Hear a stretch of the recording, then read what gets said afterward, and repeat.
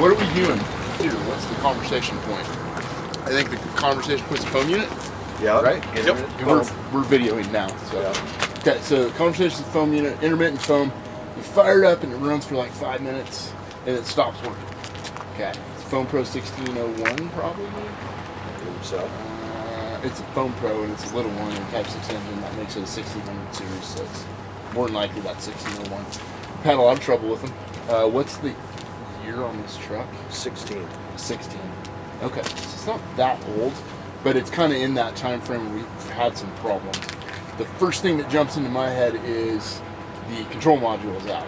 And the reason that jumps into my head is because we had a lot of control modules go out. That's the aluminum box, the brain that kind of runs everything. But as we played around with it and looked at things, we also thought, well, what if we flush the foam system? Because if the strainer on the Y strainer is clogged, if the strainer on the Y strainer is clogged, you might be able to get a little bit of foam to seep through there. It could pick up and pull into the pump, and then it would, inject that part, and that'd be about 5 minutes worth of foam, maybe. Just a theory.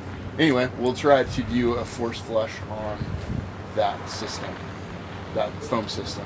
So where did I learn about the whole force flush thing? Actually, Foam Pro on the phone told me to use this, and they did it a little differently in some of the older engines and the Type 3s, especially the way that everything routed. You could actually do a reverse flush to prime it, which just helped the whole system prime, because the pickup tube came all the way down to the bottom of the truck and then all the way back up where the foam unit was mounted. So if you forced water up through there and flushed out any of the gunk, it helped to prime that system, usually just in the springs or whatever. Those older foam pros work awesome. The new ones are a little dicey, and we've kind of gone away from them because we had so many issues with them, but the potential still exists for them to be good. So what do? Pardon me, I need this.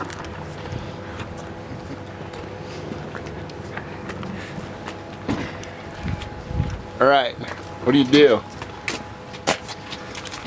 At that Y strainer right here, you pull out the strainer part. That's what it's called. You pull the strainer out of that, take that thing to the bathroom and wash it in hot water. Hook a piece of, with your foam supply turned off, you hook a piece of hose, just 3/4 inch garden hose, is all it takes, into that, and at low pressure, like, out of the faucet pressure. You can do it off the engine too, but at low, out of the faucet type pressures, you run that back through the system, and it comes in here, and you actually can go first to cow flush and flush everything out to the ground. And then what I like to do is open this discharge, and then go over to inject and actually push it through that way. So let's give it a shot. Okay.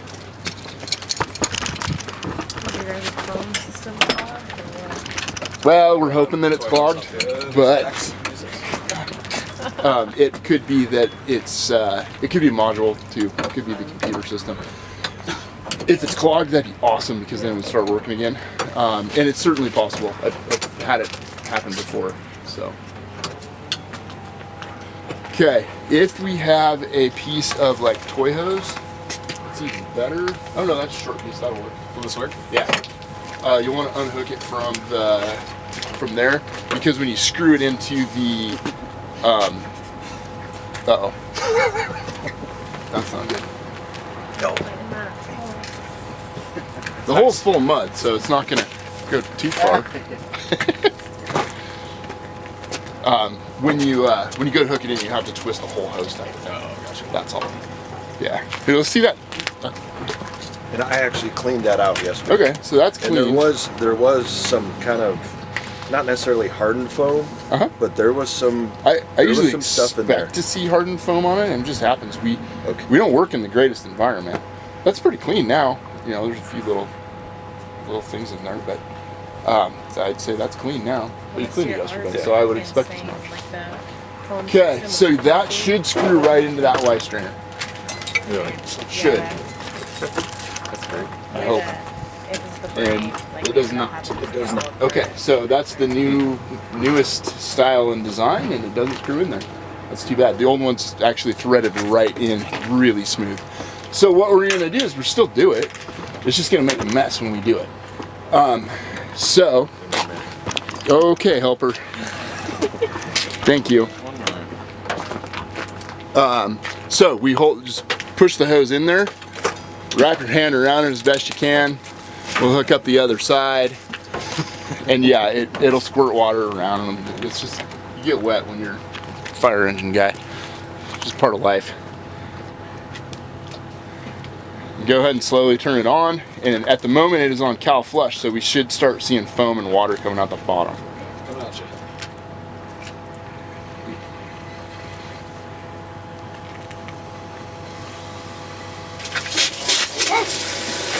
Don't run away. Yep, you got foam and water coming out the bottom.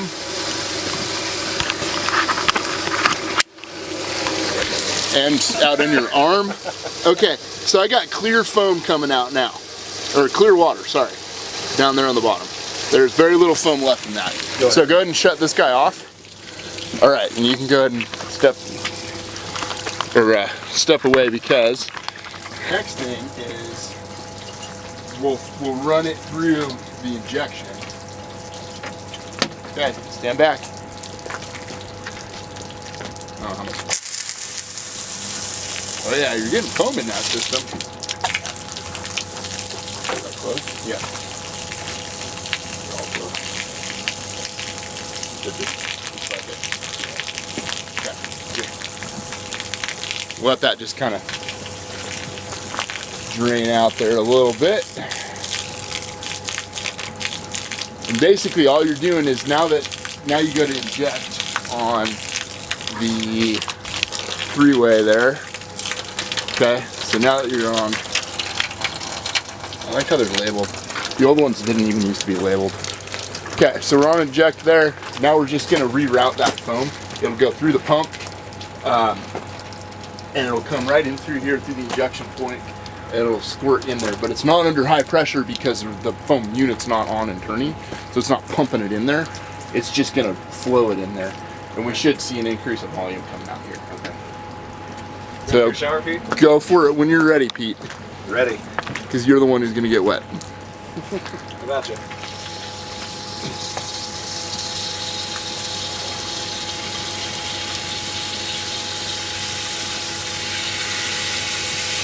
Okay, I have a tiny increase.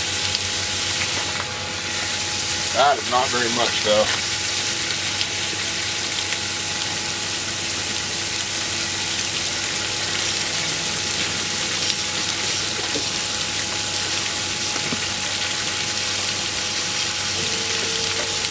Alright, so I just forced it into SimFlow. So we should start seeing, there we go. So it wasn't pushing through the pump. So instead, we actually turned it on so it's trying to pump that water and flushing it into the system. Notice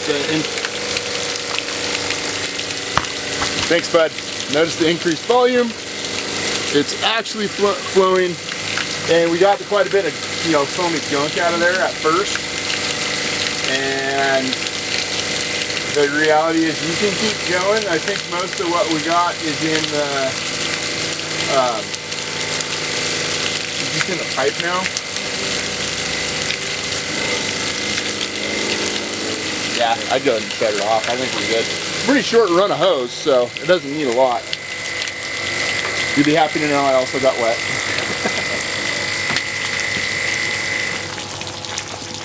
Yeah, and just kill the power to that thing. It should. You got her? Yep. All right. We reassemble, reprime, and see if my cameraman can hold it steady. You my cameraman today? Good job. What's that? So I was gonna show you that. Yeah, no, So- I was kind of curious what you guys came up with the other day. Oh.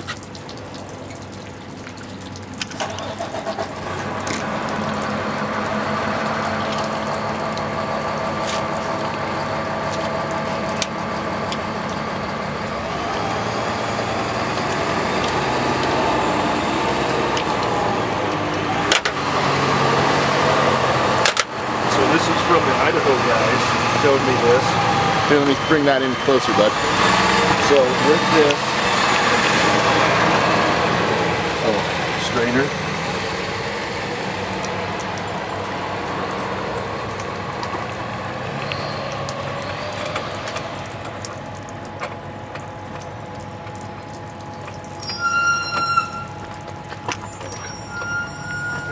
Sure. So you slide the strainer in. so nice and easy.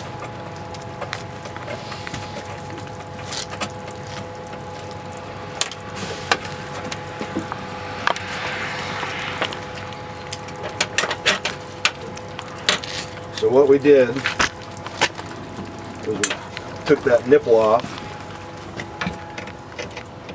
screw this, and this might have been almost what. That's pretty similar to what we just did. I think. Okay, so what I'm we not sure did what you're was gonna then, do with the- so then we took a bucket of hot water. Oh, we I took a bucket of gotcha, hot water, yeah. stuck this in the hot water, and Oh, I then we love it. turned it on and sim flowed it. Yeah. And it pumped it right flushed, in. It flushed that's- it all through the module and That's and awesome. cleaned it out as well. Yeah. So Oh, that's a great trick. Now, the one that we just did, you can actually do in the woods off your booster line. Right. Which is pretty Right. sweet. Yeah. But it stopped automatically somewhere along the way. Okay. So you hook up to the Y strainer with the little nipple pulled out, yeah, and then screwed that. you get the fitting so that you hook this hose in.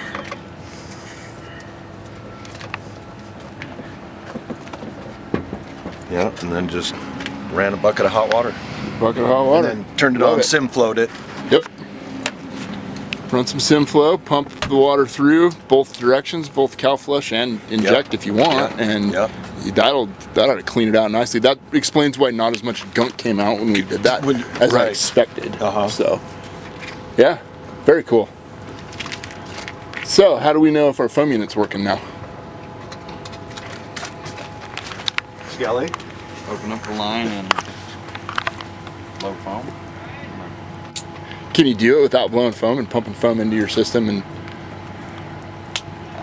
I don't know. okay, we can do this.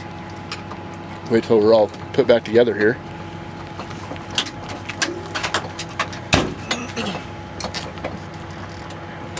So your foam pump is just that's it, it's just a pump, right? It pumps it in and ejects it into your water, creates a foam solution. When that hits the nozzle, it'll aspirate and get the bubbles and all that good stuff. Before that, it's just a solution inside there. So all that foam unit really does is meter and pump to inject. So how do we know if it's working? Well, really, we just have to make sure it's pumping. That's step one. And it was generally about a 5-minute run that it would function in. So you can do two things. We could fire the system up. No, we can't do that because the flow meter's on the wrong side. You'd actually have to flow water if you fired the system up. So if we go to cow flush on the 3-way, okay, and then we turn the foam unit on the outside, okay, and then we go to sim flow mode. Oh yeah, I would go down to the lowest setting, just because we don't need to put a bunch of foam on the ground. Okay. In here. Okay, back in there. Yeah, it's not going to show up on the picture, but that's okay. You can hear it. Okay, and it is pumping, and it should be pumping little bits of it on the ground. And if you turn the, you actually kind of check it to make sure it's working. You turn it up. Oh, the phone's off. Aha! No wonder. Valve on. Valve on would be a good idea. Foam supply. So it's going to take it a minute to prime, probably. Starting to increase volume. Go ahead and turn the percentage up, just so we can see that the percent goes up as you. Oh, you can hear it. It's starting to flush the water out of the system. All right, let's turn that back down. Foam's expensive. We don't need to be wasteful, right? Okay, that is at 0.1%. That's all the concentrate that gets pushed in there. That little tiny bit. at 100 gallons a minute, because that's what SimFlow means, 100 gallons a minute. Gotcha. So the question here is, is it going to continue to work after 5 minutes?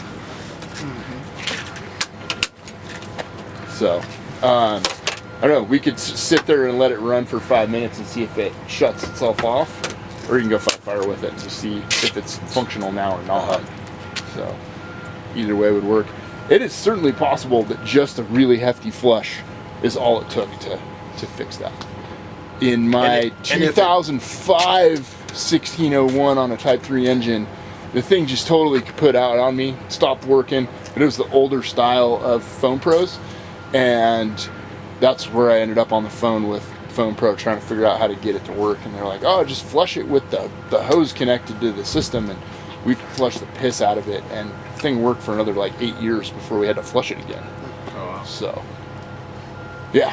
And if this didn't fix it, you're saying my module's bad. I'm thinking the module is the problem. Okay. I can't think of what else could be the issue, and we've seen it happen so often before that the modules go bad. Okay. So if it's not working after this, I think that's probably the issue. Okay. When you say the module, do you mean the brain part or the actual pump?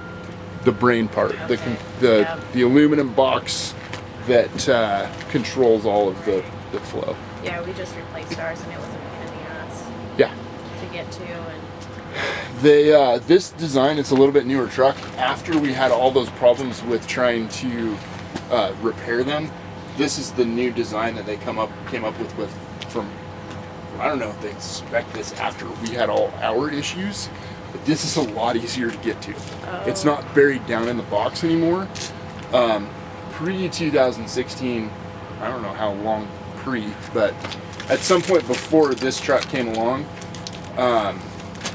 they were buried down in a box and really hard to get to.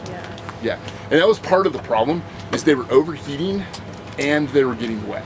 okay. Because that's that what box happened. didn't allow airflow, and it got covered and impacted with dust and dirt. Yeah. So we had heat issues, and the other piece was those control modules just weren't sealed very well, Right.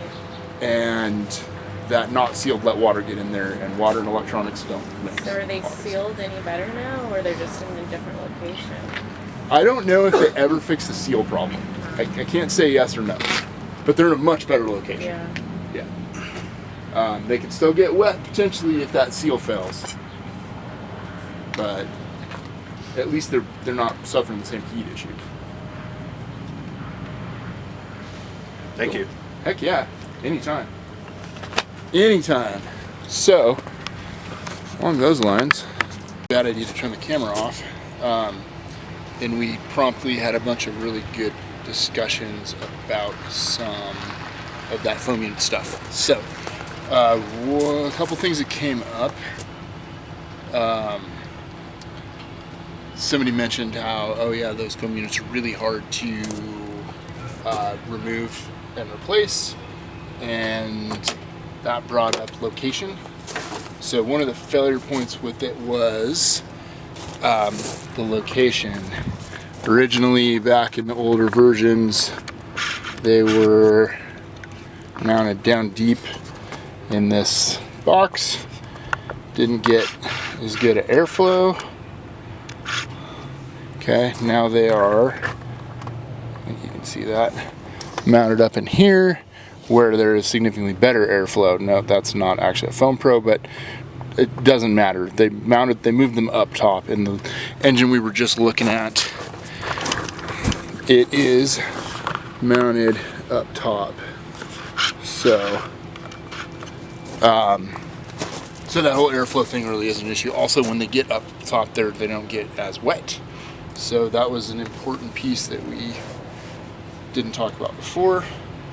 Things to know. Also,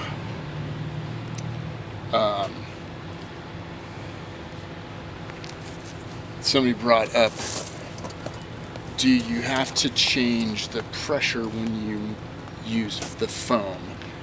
Do you have to throttle up when you're using foam? The answer is maybe, but not for the reasons most people think. So when I throttle up, it makes my my pump spin faster moves more volume. If I had the same amount of restriction, the same nozzle, and I'm pushing more volume at that nozzle, yeah, I get a little more volume out, but I get pressure built up in the system. That's why I get more pressure. So, do I need to turn it up when I'm running foam? Well, maybe not. And one thing that correlates back to the potential for failure of the last foam unit we were looking at is that they need to run volume to be able to work. We were having it run for like 5 minutes and then cut out. But if they're only moving 7 gallons a minute, that might not be enough for the foam unit to keep up with. It might not be enough for the foam unit to actually engage and work. It fires up and it gives you a quick squirt of foam when you turn it on, and then it was waiting for that volume to read off the paddle wheel. And if you're not moving enough volume, it may not be working. So you get foam for 5 minutes and then it would stop. That very well could be the problem. The way to test that would be to run at like 20 gallons a minute and see if you can pump foam for 5, 10, 15 minutes. If you can do so, then I think we figured out what the problem is. That's another experiment maybe we'll try and deal with that truck. So keep in mind you do have to move some volume to keep your foam unit functioning correctly. That was one big discussion with do we change foam units and which ones can we use, because some of them won't work at less than 20 gallons a minute, and we very commonly move less than 20 gallons a minute. So I think the new ones we got, at least we said we wanted them to be functional at 10 or less, but 10 gallons a minute is about as low as it goes. So that would be the other piece of information. I think that covers most of it. All right.